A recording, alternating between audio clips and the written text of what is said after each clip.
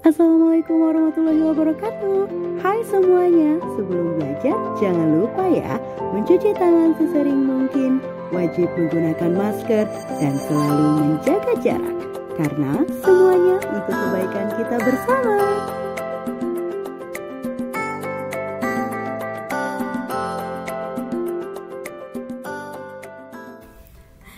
Assalamualaikum warahmatullahi wabarakatuh. Selamat pagi semuanya. Halo, sehat ya semuanya ya.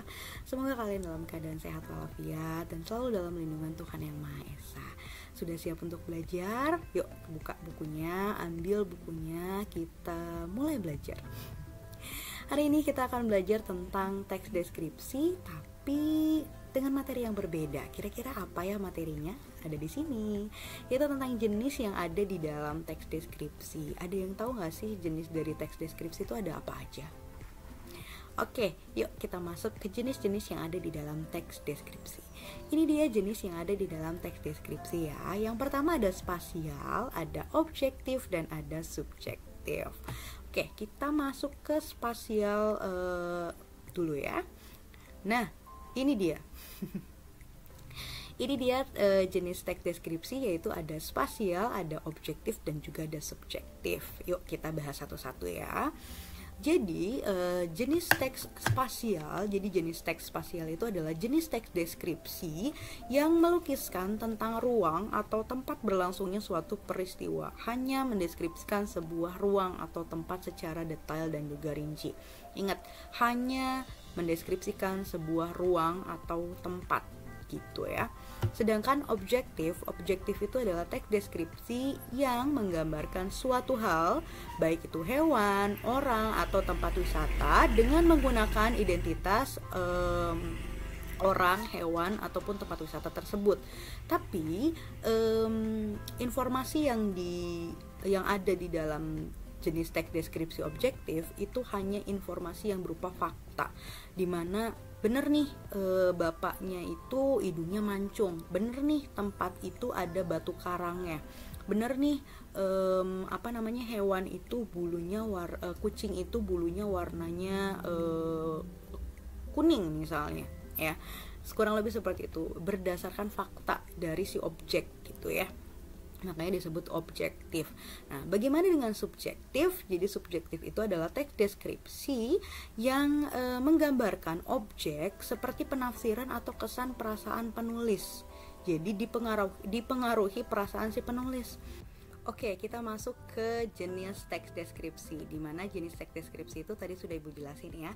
Ada spasial, di mana spasial itu adalah teks deskripsi yang melukiskan tentang ruang atau tempat berlangsungnya suatu peristiwa, hanya mendeskripsikan ruang atau tempat secara detail dan juga rinci.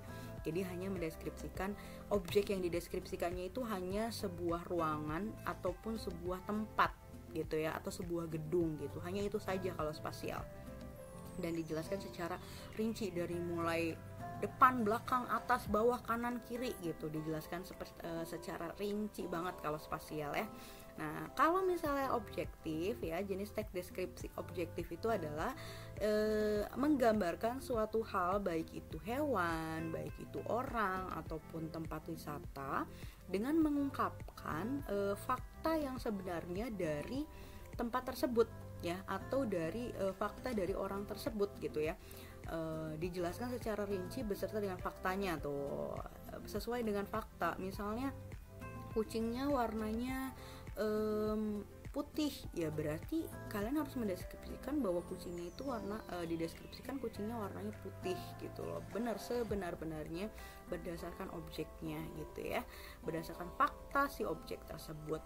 Nah, bagaimana dengan subjektif? Jadi subjektif itu adalah teks deskripsi yang menggambarkan sebuah objek seperti penafsiran atau kesan perasaan penulisnya.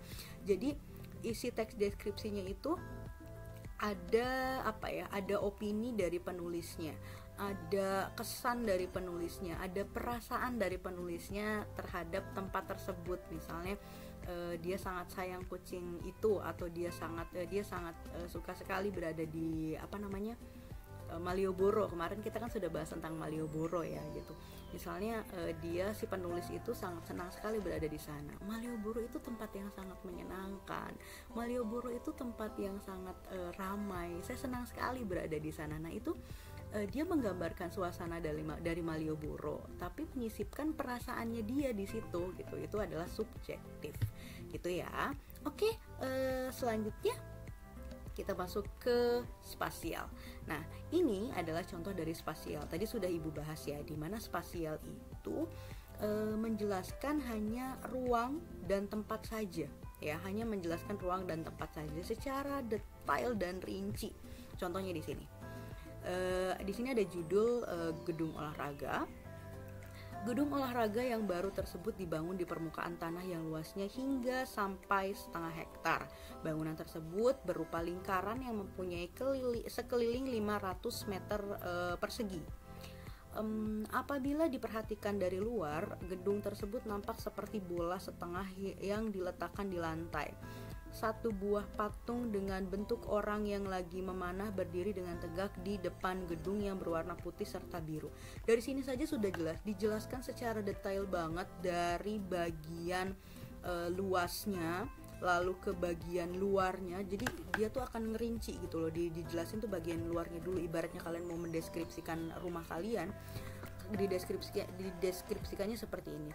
Luas tanah rumah saya itu 500 meter persegi misalnya. Terus ada gerbangnya warna hitam, lalu cat rumahnya berwarna hijau. Di depannya itu ada pohon mangga. Selain ada pohon mangga, ada juga pohon jambu, dan ada tanaman-tanaman lain, dan ada bunga mawar yang warnanya merah. Lalu pintu rumah saya itu warnanya putih. Nah, itu dijelaskan secara detail dan juga rinci. Itu adalah spasial. Ya, jenis spasial tuh seperti itu kurang lebih ya.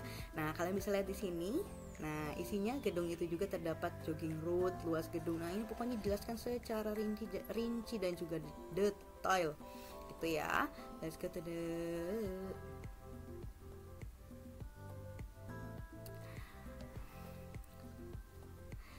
selanjutnya adalah objektif. Jadi teks deskripsi objektif itu adalah menggambarkan suatu hal, baik itu hewan, orang, ataupun tempat wisata.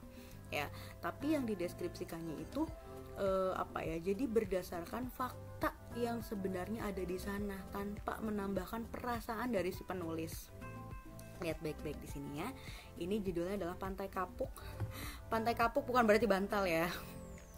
Di sini ada Pantai Kapuk, ada di Kecamatan Sukajaya, Kabupaten Mekarsari, Provinsi Bandar Lampung. Dalam mendapat pantai tersebut membutuhkan waktu sekitar 7 jam sampai dengan jarak 15 km oleh pusat kota, dari pusat kota maksudnya ya. Pantai tersebut terbebas dari limbah serta relatif terawat. Pasir putih halus terhampar luas di penjuru pantai. Sampai sini aja dulu.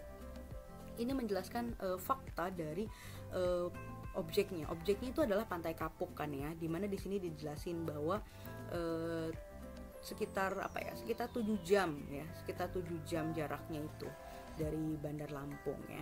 Terus di sini juga ngejelasin pantainya itu bersih ya, terbebas dari limbah dan relatif terawat gitu ya. Terus ada pasir putih halus terhampar luas di penjuru pantai. Nah, terus di sini ini menjelaskan nih berdasarkan faktanya, fakta dari pantai ini gitu loh, bahwa benar pantai ini itu letaknya sekitar 15 km dari Bandar Lampung atau sekitar 7 jam gitu loh. Terus pantainya juga bersih, pantainya terawat, terus pasirnya itu putih halus terhampar luas di penjuru pantai gitu. Nggak ada nih di sini dijelaskan. Pertama-tama kita masuk di situ ada pantainya warnanya putih, setelah itu ada kursi buat tempat duduk, terus ada pohon, ada rawa-rawa. Nah, kalau itu spasial. Kalau spasial itu dijelaskan secara detail sekali. Tapi kalau misalnya objektif dijelaskan sesuai fakta yang ada. gitu ya. Tidak begitu detail tapi sesuai dengan fakta, itulah objektif ya. Nah, di sini lihat nih, kenapa sih bisa termasuk ke dalam jenis objektif? Karena berisi fakta dari gambaran suatu tempat dan dijelaskan secara rinci gitu ya. Selanjutnya ada subjektif. Jadi subjektif itu adalah teks yang menggambarkan objek seperti penafsiran, ada kesannya, ada kesan dari si penulis yang disisipkan di dalam teks deskripsinya. Lihat di sini ya. Apakah kamu tahu surga tersembunyi yang ada di kota Bandar Karang? Ya, tidak salah lagi, Pantai Sari Dewi adalah pilihannya. Lebih pasnya berada di sekitar Kota Baru. Pantai tersebut menyajikan pemandangan yang amat indah sebab berhadapan langsung dengan Samudra Hindia. Sampai sini dulu. Betul, ada fakta bahwa Pantai Sari Indah itu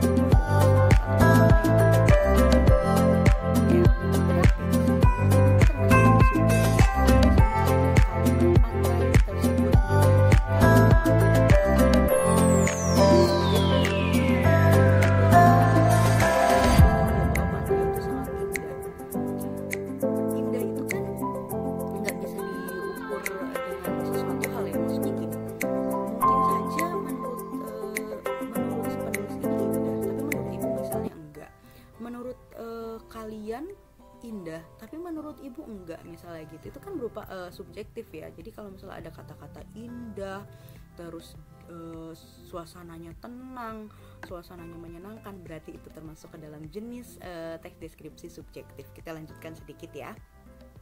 Pasir putih bersih serta air yang warna biru ikut memanjakan mata setiap pengunjungnya. Ada puluhan batu karang tegap yang menghadap ke arah lautan terlepas, seakan bertarung lewat hempasan ombak lumayan besar yang menghantam dirinya. Di sini ada menggunakan perumpamaan terus. Di sini ada lagi nih ya. Pantai tersebut pula memiliki area yang sangat menarik.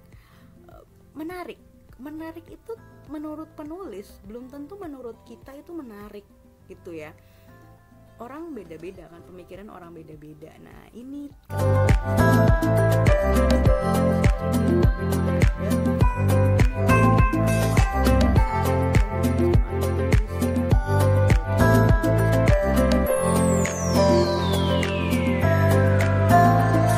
dalam teks deskripsi jenis subjektif ya, karena ini ya ada kata indah, ada kata menarik, di mana kata indah dan menarik itu tidak sesuai dengan faktanya. Karena kalau fakta itu ya benar, pasirnya warna putih misalnya, di sana ada batu karang misalnya, terus di sana di sebelahnya ada pohon apa misalnya. Nah, itu kan berarti kan sesuai dengan fakta. Tapi kalau misalnya indah, menarik, itu kan subjektif ya, penilaian orang gitu loh. Bisa jadi menarik tapi bisa juga enggak gitu ya. Oke, nih ini ya. Jadi jenis teks deskripsi itu ada spasial, ada objektif, ada subjektif. Ingat ya, di mana spasial itu hanya mendeskripsikan sebuah ruang atau tempat secara detail dan juga rinci. Jadi dilihat warna pintunya apa, pagernya apa, terus cat rumahnya warnanya apa gitu ya. Terus kalau misalnya objektif, mendeskripsikannya sesuai dengan fakta, walaupun tidak begitu detail tapi sesuai dengan fakta yang ada. Nah, tapi kalau subjektif, detail juga, sesuai fakta juga, tapi ada sisipan perasaan di situ.